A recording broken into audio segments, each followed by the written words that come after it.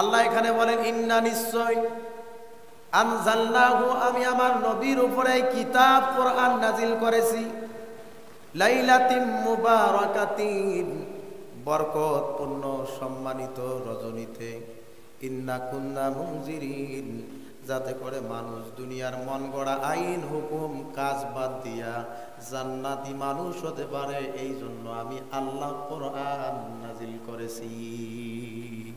সুবহানাল্লাহ। এই রাত্রিটার এমন মূল্য, এই রাত্রিতে যদি কোন নবীর উম্মত আল্লাহর ইবাদত করে হাজার অপরাধের অপরাধী, এমন কোন মানুষ নাই আমাদের জীবনে গুনাহ নাই। আমরা যদি নিজের গুনাহের জন্য আল্লাহর ঘোষণাকৃত নবীজির মুখ নিঃসৃত বাণী হাদিসে কুদসিত এসেছে, এই রাত্রিতে আল্লাহর দরবারে যদি কোনো আল্লাহর বান্দা হাজার অপরাধ নিয়েও হাজির হয়, আল্লাহ ওই বান্দার জীবনের গুনাহগুলো মাফ করে দিবেন। তবে এই রাত্রির মধ্যে দুই শ্রেণীর মানুষকে মাফ করা হয় না। কয় শ্রেণী? এই রাত্রির মধ্যে দুই শ্রেণীর মানুষকে মাফ করা হয় না। এক নম্বরে যে শিরক করে, আল্লাহকে রিজিক দাতা মানে না, বিধান দাতা মানে না, আইন দাতা মানে না, আল্লাহকে রব মানে না, সৃষ্টিকর্তা মানে না, এই রকম মানুষ পৃথিবীতে আছে। এমনও মানুষ আছে যারা মৃত্যুকে পর্যন্ত অস্বীকৃতি জ্ঞাপন করে। এই শিরককারী ব্যক্তিগুলোকে আল্লাহ এই রাত্রিতে মাফ করবেন না। দুই নম্বরে যে ব্যক্তি সমালোচনা করে, নিন্দা করে, মানুষের ভালো মন্দ যাচাই না করে, একটা দোষ করে নাই সেই দোষটা মানুষের সামনে বলিয়া ওই মানুষটাকে অপরাধী বানাতে চায়, এই মানুষটাকেও আল্লাহ এই রাত্রে মাফ করবে না। অন্যথায় এই দুই গুনাহগার ছাড়া সমস্ত মানুষদেরকে আল্লাহ মাফ করে দিবেন। তবে এই দুই গুনাহগারও মাফ পাবে যদি খালেস দিলে তওবা করে আর এই গুনাহের কাম না করে। সুবহানাল্লাহ বলেন। আল্লাহ পাক দ্বিতীয় নাম্বার গুনাহগারের কথা বলতে যাইয়া কোরআনুল কারীমের মধ্যে বলেন ওয়া কুন্না নাখুদু মাআল খালিদিন।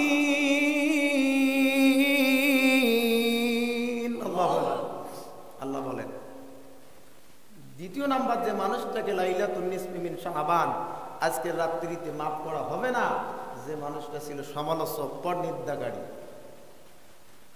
হাদিসের মধ্যে এসেছে আল্লাহ রাসূল সাল্লাল্লাহু আলাইহি ওয়াসাল্লাম সাহাবায়ে কেরামদেরকে নিয়ে কোন এক পাহাড়ি অঞ্চল দিয়া হেঁটে যাচ্ছিলেন। হঠাৎ করে আল্লাহর নবী থেমে গেলেন।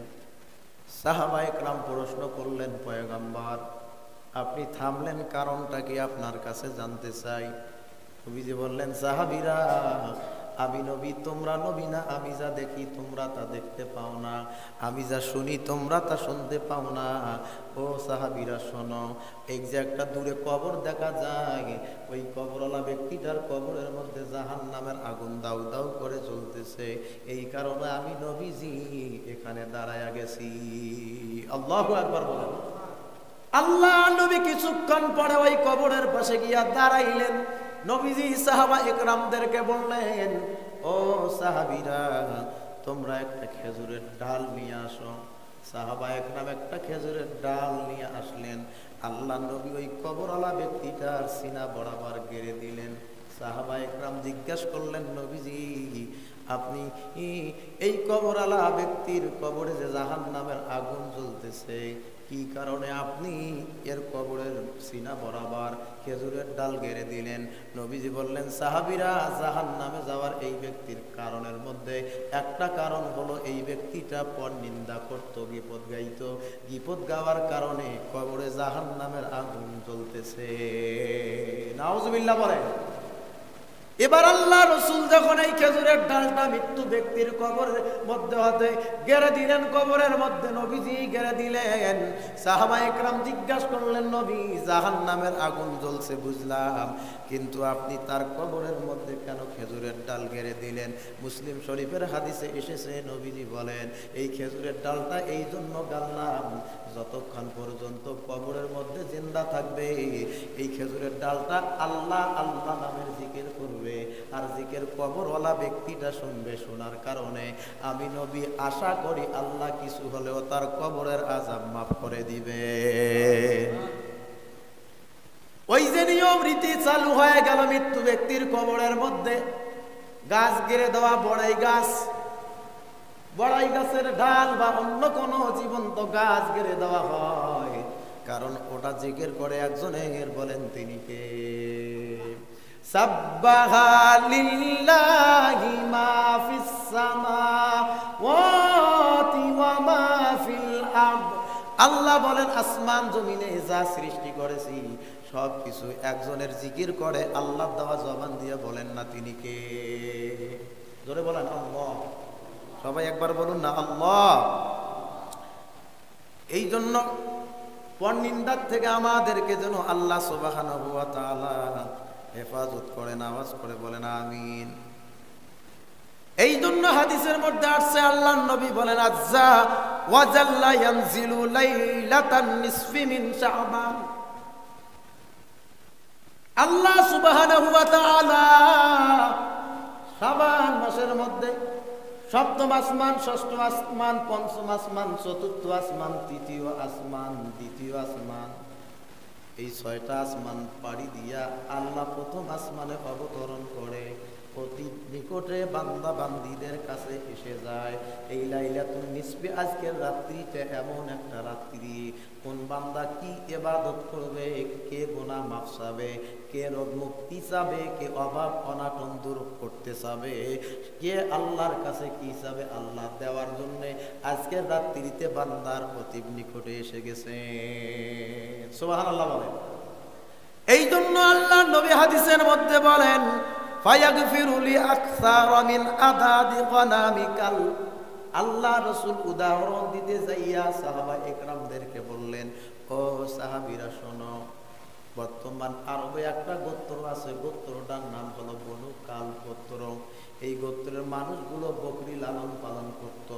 নবীজি বলেন সাহাবীরা শোনো, এই গোত্রের মানুষগুলো যে বকরি লালন পালন করত, এই বকরিগুলোর শরীরে যত পরিমাণ লোম আছে ততগুলো মানুষকে আল্লাহ সুবহানাহু ওয়া তাআলা আজকের শাবানের মধ্যবর্তী রাত্রিতে মাফ করে দিয়ে দেয়। সুবহানাল্লাহ বলেন। এই জন্য আমাদের যদি গুনাহ হয়ে থাকে, আমাদের যদি ভুল ত্রুটি হয়ে থাকে, তাহলে আমাদের মাফ চাওয়ার দরকার বলেন আছে না? আমরা কি এই রাত্রিটাকে ফেলিয়ে দিতে পারি? আমরা ইবাদতের মধ্যে মশগুল থাকবো, জীবনের ভুল ত্রুটির জন্য রবের কাছে ক্ষমা চাবো, মাফ চাবো, আমরা পরিবর্তন হব। আমরা যদি নামাজও না পড়ে থাকি, আজকেই সিদ্ধান্ত গ্রহণ করব আল্লাহ যেন বাকি জিন্দেগি আমাদেরকে ঈমান এবং আমলের উপর থাকার তৌফিক দান করেন। আওয়াজ করে বলেন আমিন। তাহলে এই রাত্রির মধ্যে ফিকহ বিদ্বান তারা বর্ণনা করেছেন এই লাইলাতুন নিসফি মিন শাবান, আজকের শাবানের রাত্রিতে নবীর উম্মতগুলো আমল করবে 6টা। জোরে বলেন কয়টা? সবাই বলেন কয়টা? 6টা আমল করবে। প্রথম নাম্বার আমল হলো এই রাত্রির মধ্যে নফল ইবাদত করা লাগবে। হাদিসের মধ্যে আসছে ইজা কানাত লাইলাতুন নিসফি মিন শাবান ফাকুলু লাইলাহা ওয়া সুমু নাহারাহা ফাকুমু লাইলাহা। আল্লাহর নবী বলেন যখন লাইলাতুন নিসফি মিন শাবান, শাবান মাসের মধ্যবর্তী সময় এসে যায়, অর্থাৎ 14 তারিখ দিবাগত রাত্রি, 15 তারিখ পরের দিন, এই রাত্রিটার মধ্যে কোনো ব্যক্তি যদি আল্লাহর ইবাদত করে, ফাকুমু লাইলাহা, আল্লাহর ইবাদত করবে, নামাজ পড়বে, কোরআন তেলাওয়াত করবে, নেক আমল করবে, আল্লাহর কাছে তওবা করবে, নিজের গুনাহের জন্য রবের কাছে মাফ চাবে, আর পরের দিন ওই ব্যক্তিটা রোজা থাকবে। আল্লাহ বলেন তার বাকি 1 বছরের, গত 1 বছরের জীবনের গুনাহ আল্লাহ রব্বুল আলামিন মাফ করে দিয়ে দিবেন। সুবহানাল্লাহ বলে। আল্লাহ যে বান্দাকে মাফ করে, এটা কি আমাদের কি সন্দেহ আছে? তোরে বলেন না আছে নাকি? আল্লাহ তো বলো রহমান, আল্লাহ বড় রহিম। আল্লাহ চাইলে আমাদেরকে মাফ করতে পারে। আল্লাহ পাক যেন তার খালেস বান্দা আমাদেরকে হওয়ার তৌফিক দান করেন, বলেন আমিন। তাহলে 1 নাম্বার আমল হলো এই রাত্রিটা আমরা ইবাদত করব, নফল নামাজ পড়ব, কোরআন তেলাওয়াত করব। যদি আমাদেরকে নামাজ ভালো না লাগে, যদি মন চায় যে আমার আর নামাজ পড়তে ইচ্ছা করতেছে না, তখন একটু কোরআন হাতে নিয়ে তেলাওয়াত করব। কোরআন তেলাওয়াত করার পরেও যদি আপনার মন না চায়, তখন আপনি একটু তাসবিহ পড়বেন, জিকির করবেন, নিজের গুনাহের জন্য অনুতপ্ত স্বীকার করবেন, আল্লাহর কাছে মাপ চাবেন। মাপ করতে পারেন যিনি, বলেন তিনি কে? তাহলে 2 নাম্বার আমল হলো, পরের দিন আমরা রোজা থাকবো। আমরা প্র্যাকটিসের কারণে পরের দিন রোজা থাকবো। রোজাটারও অনেক ফজিলত, এবং রোজা থাকলে রমজানের রোজা রাখা আমাদের জন্য সোজা করে দিবেন তিনি কে? বলেন। তাহলে পরের দিন আমরা রোজা থাকবো, 2 নাম্বার আমল।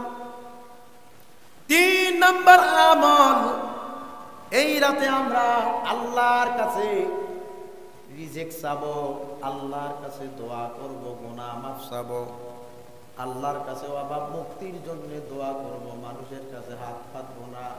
আল্লাহ যদি আমাদের দোয়া কবুল করে নেয়, তাহলে আমাদেরকে কারো কাছে হাত পাতা লাগবে না, কারণ সবকিছু বান্দাকে দিতে পারেন তিনি কে?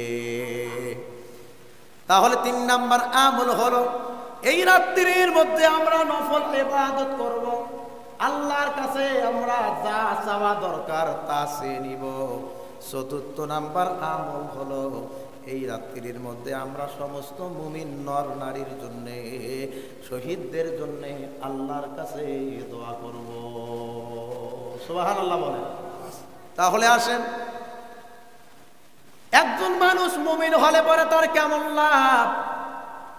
আপনি আমি যদি মুমিন হয়ে অন্ধকার কবরে যেতে পারি, ওই অন্ধকার কবরে যদি আপনি আমি মুমিন হয়ে যেতে পারি, কেমন লাভ হবে? আমি যদি মুমিন হয়ে আমার সন্তানও যদি নেক আমল না করে, আমার স্ত্রীও যদি নেক আমল না করে, আমার জন্য কোনো মানুষও যদি দোয়া না করে, কিন্তু এক শ্রেণীর মুমিন দুনিয়ার মধ্যে আছে যারা মুনাজাত করে আল্লাহর দরবারে, বলে আল্লাহ আপনি তামাম দুনিয়ার সমস্ত মুমিন মুসলমানদেরকে মাফ করে দাও। আপনারা সকলেই জানেন, প্রত্যেকটা হুজুরেরা মুমিনের কাতারে যারা থাকে, তারা অপর মুমিনের জন্য দোয়া করে, আওয়াজ করে বলেন ঠিক কিনা? এই জন্য মুমিন হলে দোয়ার আলাদার কোনো ব্যবস্থার প্রয়োজন হয় না। যারা মুমিন হবে তাদের জন্য কিয়ামত পর্যন্ত মুমিনরাই দোয়া করতেই থাকবে, বলেন সুবহানাল্লাহ। আমরা যদি মুমিন হতে পারি, আমাদের জন্য দোয়া চলতেই থাকবে। আল্লাহ পাক আমাদেরকে মুমিন হওয়ার তৌফিক দান করুন, বলেন আমিন।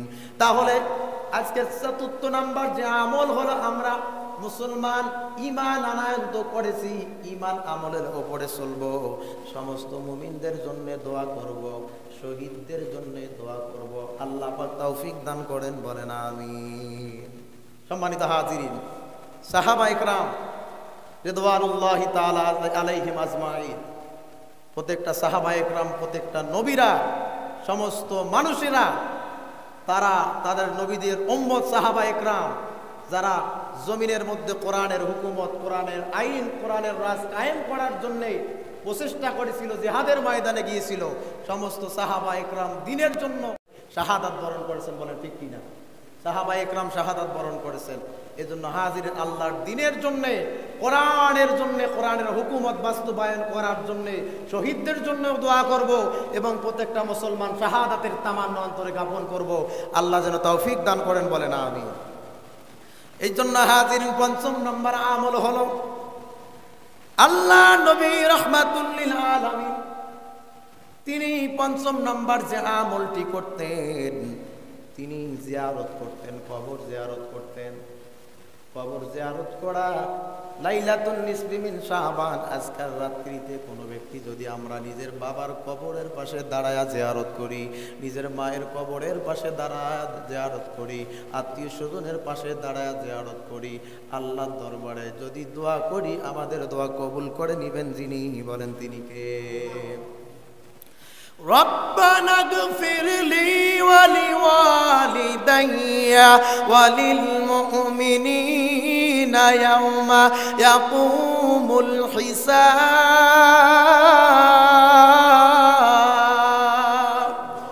আল্লাহ পাক বলেন রব্বানা গফিরলি, নবীজি ওই জান্নাতুল মুআল্লায় যাইয়া নবী রহমাতুল লিল আলামিন জান্নাতুল বাকির মধ্যে যাইয়া লাইলাতুন নিসফি মিন শাবান আজকের শাবানের রাত্রিতে গভীর রাতে নবীজি আল্লাহর কাছে দোয়া করতেছেন রব্বানা গফিরলি আল্লাহ আপনি আমি নবীকে মাফ করেন ওয়ালি ওয়ালিদাইয়া আমার মা বাবাকে মাফ করেন ওয়ালিল মুমিনিনা ইয়াওমা ইয়াকুমুল হিসাব আর তামাম দুনিয়ার সমস্ত মুমিনদেরকে বেহিসাব মাফ করে দেন আওয়াজ করে বলুন না সুবহানাল্লাহ আজকের পঞ্চম নম্বর আমল হলো নিজে আল্লাহর কাছে মাফ চাবো নিজের বাবার কবরের পাশে দাঁড়ায়া যদি মনে চায় আমরা দোয়া করব একা একা দাঁড়াবো আমার কারণ হলো কবরস্থান এমন পবিত্র জায়গার নাম জিনে ধরা রোগীও যদি কবরস্থানে দাঁড়ায়া যায় তাকে ঝাড়ফুঁক করা লাগে না অটোমেটিক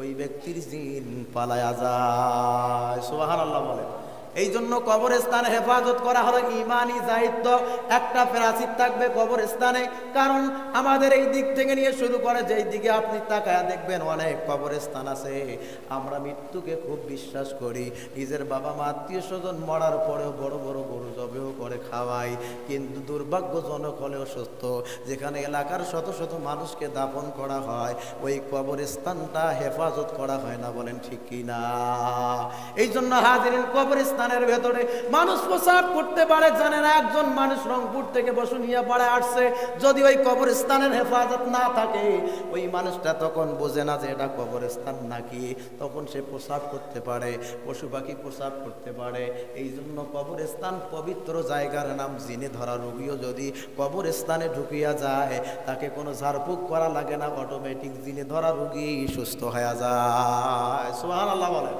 এই জন্য হাজির আমাদের এলাকার অনেকের মা বাবা দাদা দাদি আত্মীয় স্বজন যে কবরস্থানগুলোর মধ্যে ঘুমায় আছে আমাদের ইমানি দায়িত্ব হলো তাদেরকে পবিত্রতায় রাখা কবরস্থানগুলো হেফাজত করা আল্লাহ পাক আমাদেরকে যেন বুঝার তৌফিক দান করেন বলেন আমিন কেউ আমিন কইলো কেউ কইলো না জোরে বলেন না আমিন এটাকে আমরা পরিকল্পনাও করবো ইনশাআল্লাহ তৌফিক দান করুন এজন্য পঞ্চম নাম্বার যে আমল হলো আমাদেরকে কবর জিয়ারত করার শিক্ষা গ্রহণ করা লাগবে আম্মা জান আয়েশা সিদ্দিকা বলেন আল্লাহ রাসূল কোথা থেকে জানি আমার ঘরের মধ্যে আসলো আমি নবীজির ঘরে যখন আমার ঘরে আসলো আসার পরে নবীজি জুব্বা মোবারক পরিবর্তন করে গভীর রজনীতে ঘর থেকে বের হইয়া কোথায় জানি চলে গেলেন আম্মা জান আয়েশা বলেন আমি ভাবলাম নবীজি বুঝি অন্য কোন বিবির ঘরে প্রবেশ করেছে এই চিন্তা করে আম্মা জান আয়েশা আল্লাহর নবীকে খুঁজতে লাগলেন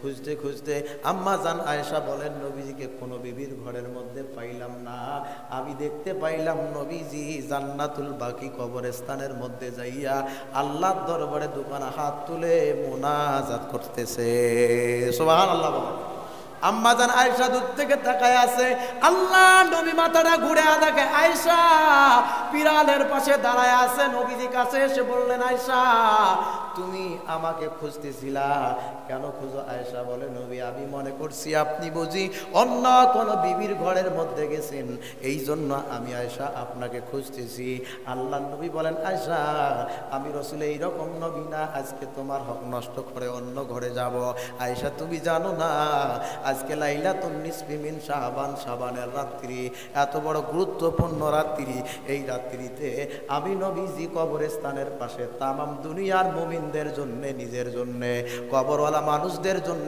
আমার মা বাবার জন্য দোয়া করতেছি সুবহানাল্লাহ বলেন এই জন্য আল্লাহ রাসূল বললেন আয়েশা আমি হক নষ্ট করার জন্য আসি নাই কারো জমি দখল করার জন্য আসি নাই ক্ষমতা দখল করার জন্য আসি নাই আমি আয়েশা দুনিয়ার মধ্যে এসেছি ইনসাফকে প্রতিষ্ঠিত করার জন্য বলেন না সুবহানাল্লাহ এবার ষষ্ঠ নাম্বার যে আমলটি করব যদি সুযোগ হয় ফিকহবিদগণদের মতে যদি সুযোগ হয় রোগ মুক্তির জন্য আমরা গোসল করে নিব আল্লাহর কাছে মাফ চাইবো আমাদের গুনাহ মাফ করবেন যিনি বলেন তিনি কে সবাই বলেন একবার আল্লাহ আওয়াজ করে বলেন না আল্লাহ এই জন্য আল্লাহ আজকের রাত্রি সম্পর্কে বলেন ইন্না আনজালনাহু ফি লাইলাতিন মুবারাকাতিন কুন্না মুনযিরিন। আল্লাহু আকবার বলেন। এই জন্য আল্লাহ বলেন, আমি আল্লাহ কোরআনুল কারীমকে নাজিল করেছি মানুষদের হেদায়েতের জন্য, একটা বরকতময় রজনী লাইলাতুল কদর, আল লাইলাতুন নিসফি মিন শাবানের সমন্বয়ে। আল্লাহ পাক আমাদেরকে বুঝার তৌফিক দান করুন, বলেন আমিন।